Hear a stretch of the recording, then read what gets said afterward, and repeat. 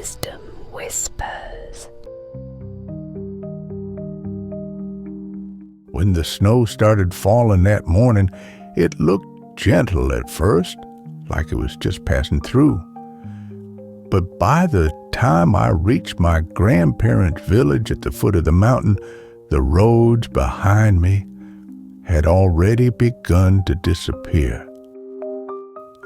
I knew right then that I wouldn't be going back home that day or the next one, and honestly, I didn't mind.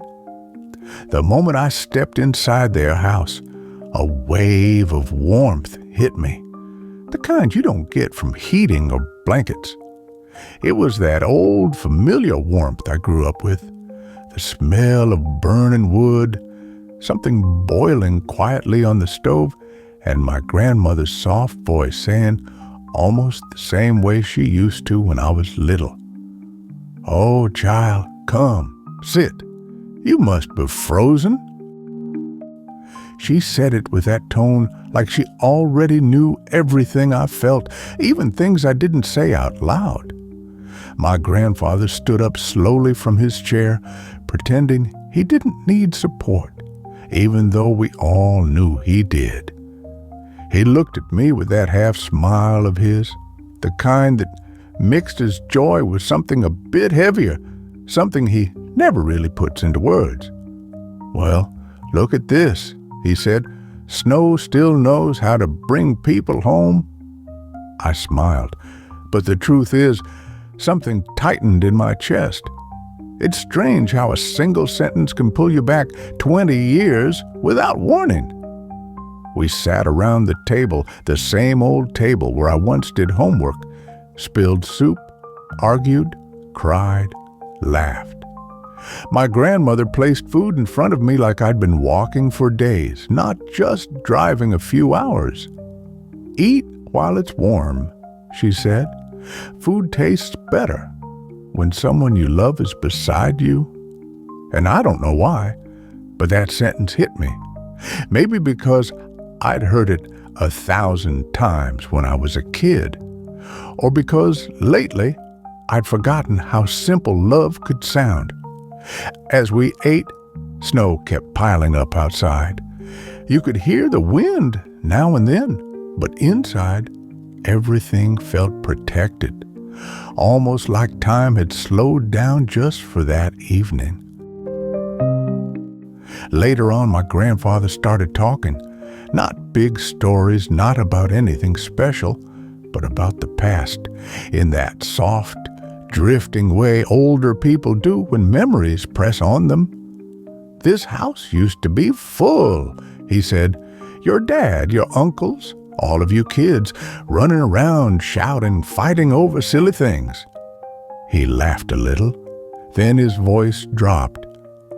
"Back then, I thought it would always stay that way." My grandmother nodded. She didn't interrupt him. She just looked at the fire like she saw those days somewhere in the flames. "We were stronger then," she said quietly. "There was so much life in this house. A lot of work, yes, but so much life." A strange feeling rose in me, like a mix of guilt and tenderness. I wanted to say I didn't go far on purpose, but those words felt too small for everything they deserved to hear. That night, lying in the small room where I used to sleep as a child, I stayed awake longer than I expected. Everything smelled the same. Old wood, winter air, a bit of smoke from the stove.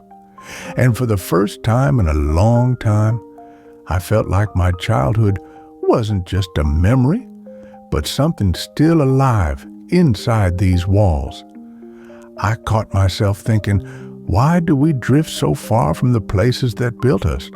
When did growing up become the same as going away? The wind outside softened, almost like it too was thinking about the past. In the morning, my grandfather was already by the window, watching the snow-covered yard. I stood next to him, and for a moment, we didn't say anything.